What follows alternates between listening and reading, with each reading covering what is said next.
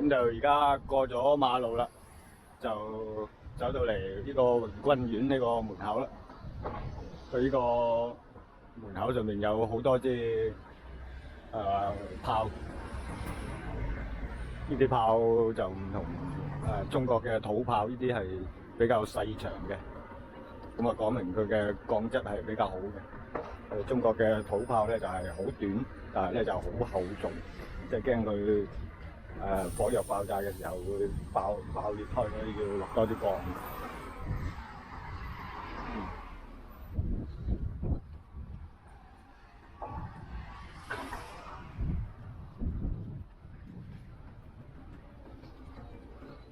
呢度正門正對面望出去就係法國嘅大皇宮啦。而家呢邊仲修葺緊啲奧運嘅設施度，啱搞完奧運。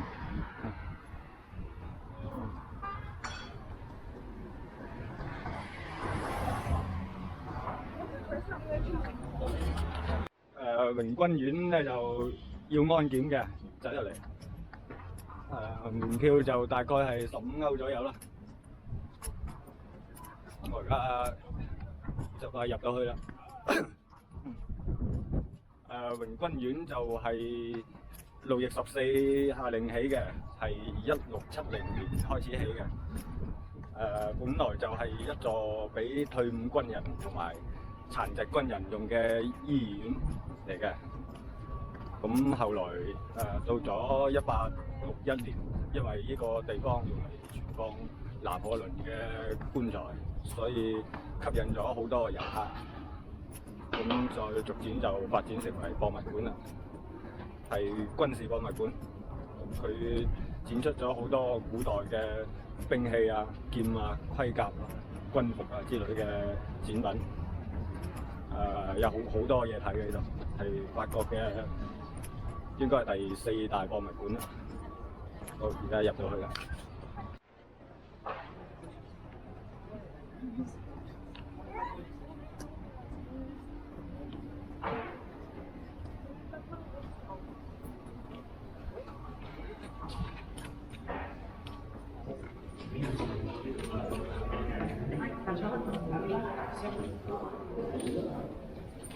今日就唔算話認真多人。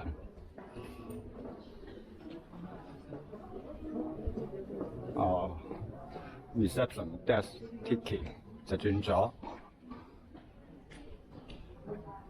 tequila 即係飲酒。咁啊呢邊就係呢度有好多炮喎。呢個係古代嘅炮，有好多支喺度，埋去睇下先。呢個廣場都好大，呢啲地下啲石都係古代流傳落嚟嘅，可能啱整起嘅時候係好平滑、好平整嘅，而家就踩到每一嚿石都好圓咁。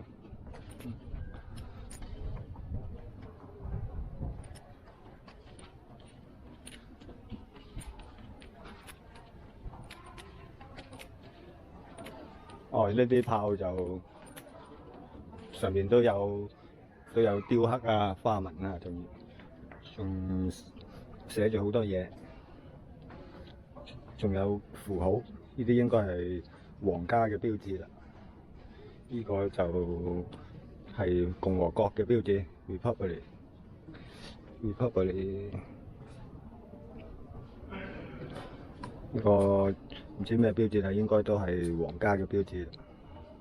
佢仲整咗提手，咁啊方便吊起身，呢個比較好嘅。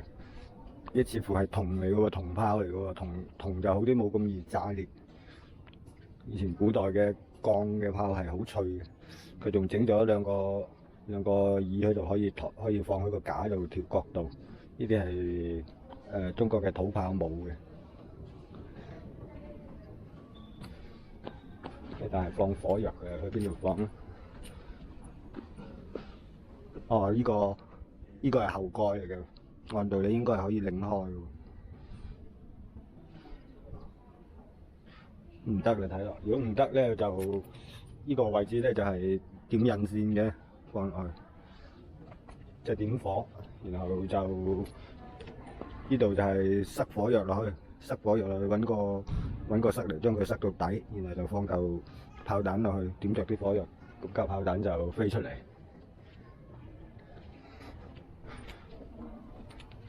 去買票嗰度睇下先。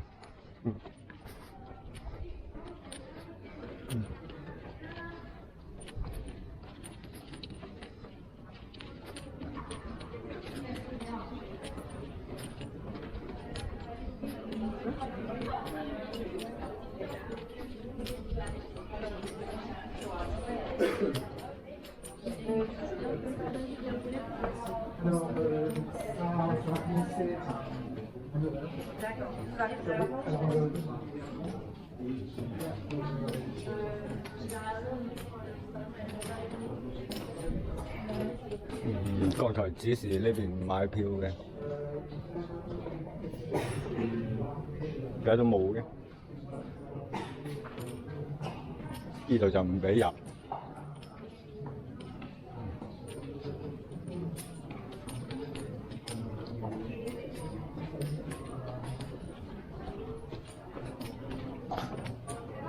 法國古代嘅建築物就係豪華宏偉，好大，啲宮殿基本上都好大間。以前法國國王啊，行到去邊度都要鋪好紅地毯，不斷有人去佢前面鋪咁。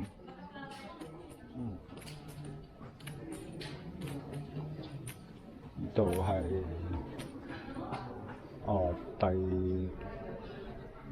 拿破崙，我都唔識睇啦。呢度應該係買票嘅地方。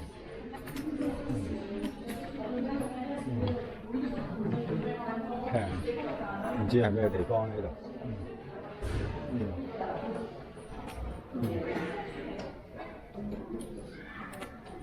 Bonjour, where to buy ticket? Your ticket is just. Oh, here. Okay. Sorry. Here. Okay. Ticket.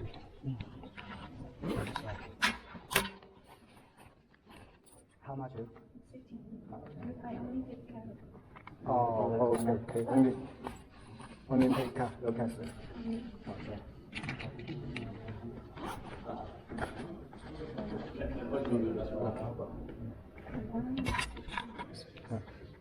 Okay.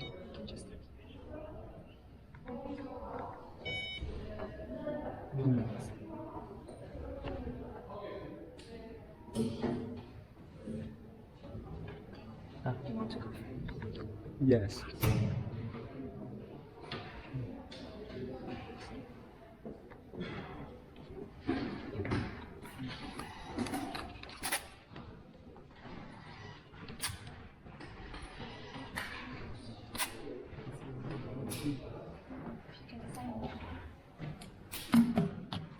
Just here. Oh, sign my name.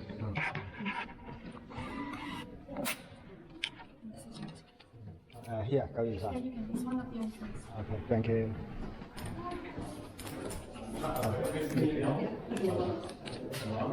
Thank you. Thank you.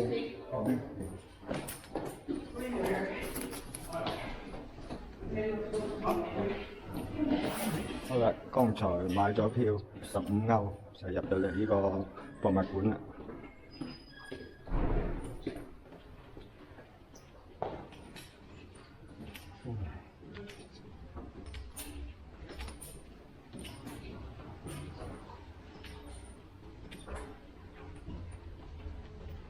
哦，呢啲係一啲裝飾品。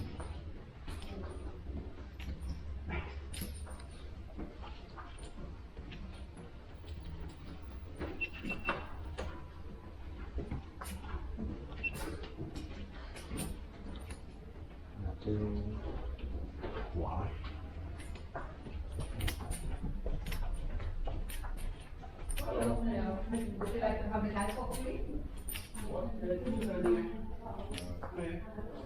哦，呢邊係啲出名嘅軍人嘅相。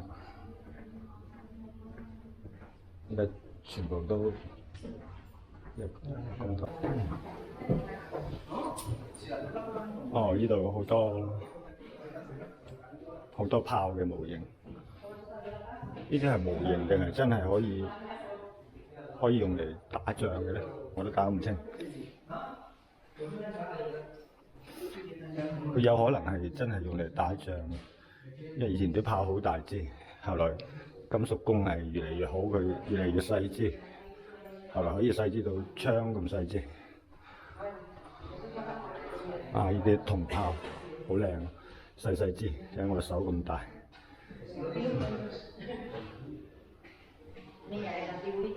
我睇電視睇達芬奇，佢哋係嗰個時候都係整過啲咁細支嘅炮。當然喺達芬奇嘅時候係好早期嘅整呢啲炮，仲要整架細拉車嚟拉。不過實心銅嘅話，呢啲炮雖然細支，但係都幾重。呢邊都係啦。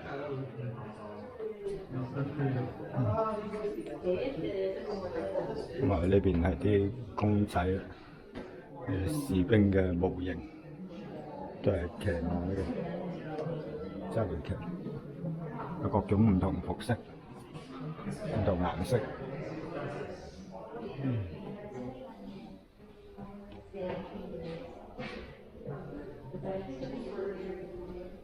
呢度成個室都係呢啲公仔。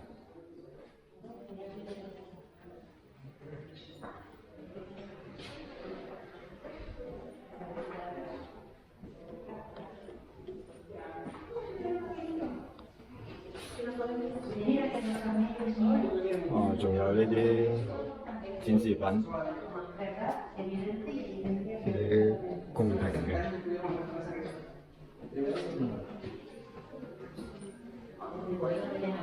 呢度就係操作啲炮嘅展示品。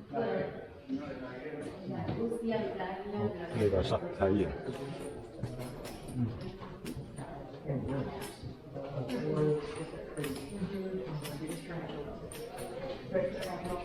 哦，呢個就係排炮啦。呢個就係4個桶裝晒火藥炮仗，咁一點就可以四個炮彈一齊發。而後邊呢個就更加先進，可以組裝嘅，因為一件太重，設計成組裝。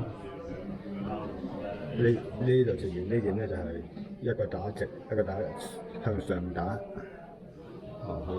佢哋呢邊其實個軍事怪唔知啲武器咁犀利，呢個又係排炮，細嘅排炮。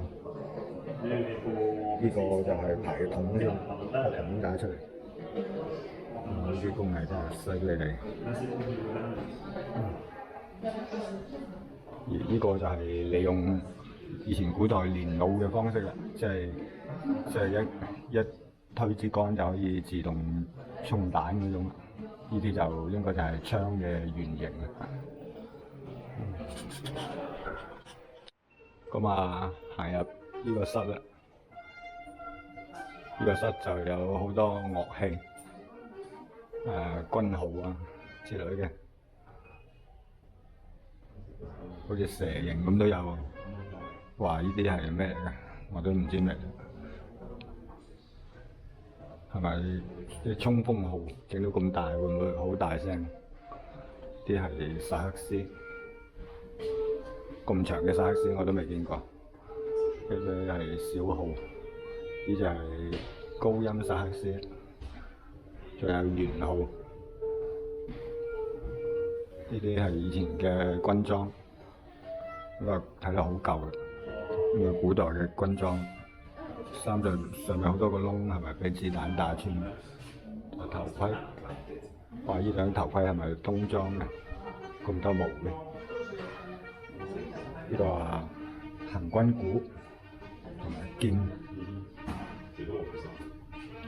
呢個號整得幾特別，因為工藝品嚟嘅。呢邊都係各種樂器，薩克斯。長號同埋長笛，嗰隻係咁大嘅就係低音薩克斯，未見過咁複雜。呢啲真係好複雜。呢啲就係軍裝，古代嘅軍裝。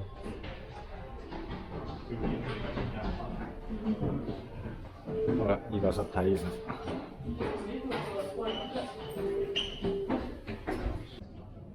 就係頂帽。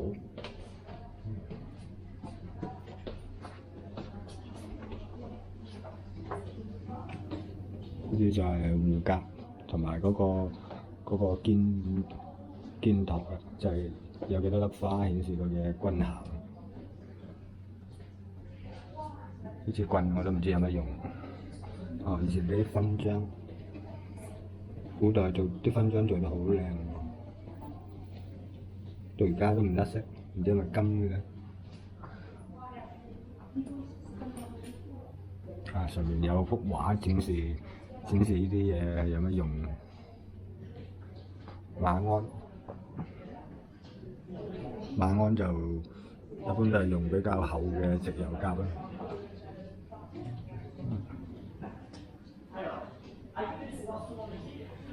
哦，呢啲係絨嘅馬鞍，貼絨嘅馬鞍，唔知係咪俾女士用咧？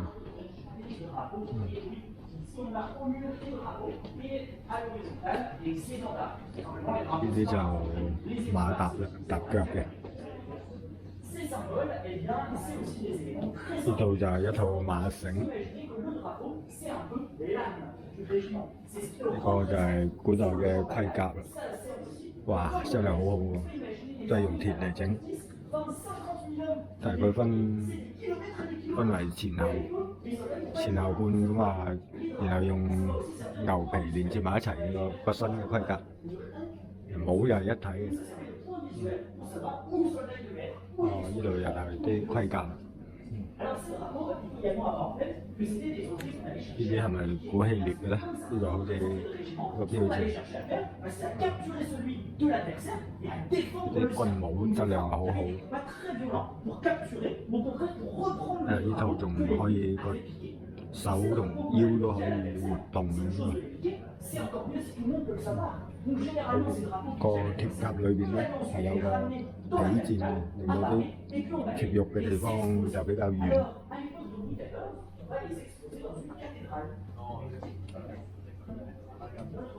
行翻出嚟呢度睇下其他室有咩嘢。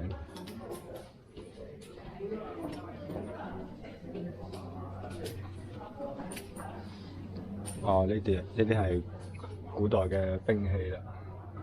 我唔識讀啊！呢啲長槍，呢啲叉，哇！呢個半月形嘅刀好型，呢個有太陽神嘅長矛，呢啲都係長矛，但係冇嘢介紹係咩年代嘅兵器。哇！呢把長矛犀利，好大把。呢個係尖矛，呢啲一般都係掟出去嘅，咁標杆掟出去。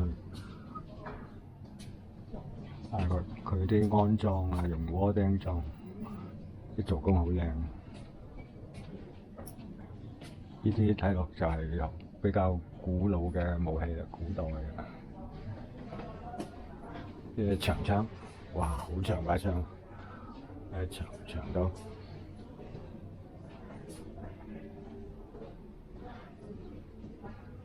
按道理講係越長嘅槍就瞄得越準。睇下啲劍啫。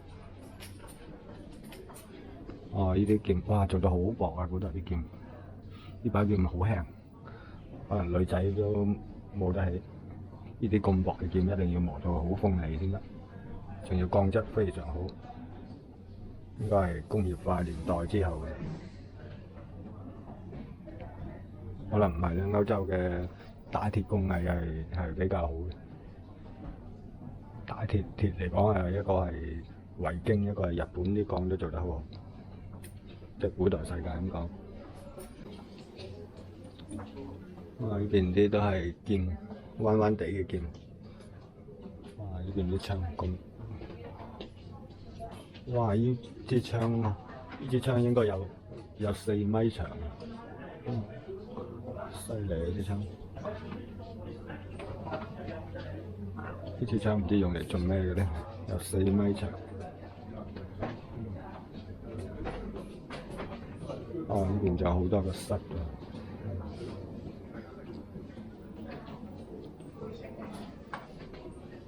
呢啲係古代嘅兵器啦，應該係好古時候。你睇佢刀刃上面有好多花紋啊，呢啲就係宣洗上去宣食嘅用。呢度仲有家族嘅標誌。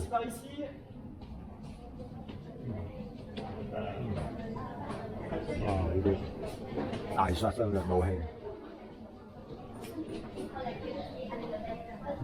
呢啲就係軍事模型啊，做出嚟嘅軍事地圖啦，古代嘅。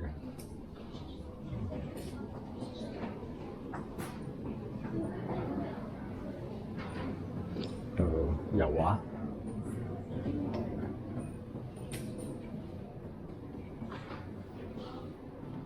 都係啲槍劍兵器類啦。